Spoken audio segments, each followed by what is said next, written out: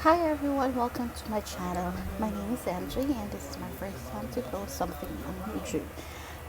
This is how I organize our auto pantry and refrigerator. So disclaimer lang po, kaka-grocery lang po namin. So hindi po ganito palagi yung um, laman ng ref namin or a little pantry namin.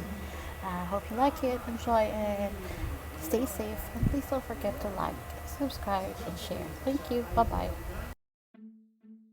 So, baka magtaka kayo bakit nasa ref yung bread namin.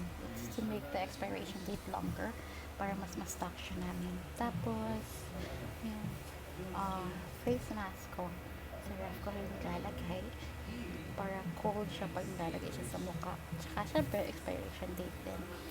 Yung mga fresh milk namin sa SNR namin binili kasi pag bumili kasi dalawa in price of one.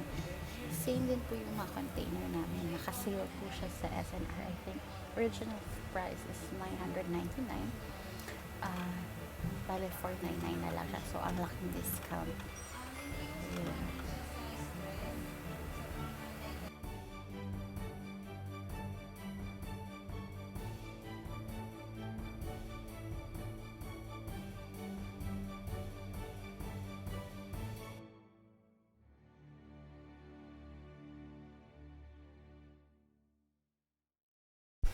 Try niyo po itong smoked fish for spring rolls from SNR. Masarap siya.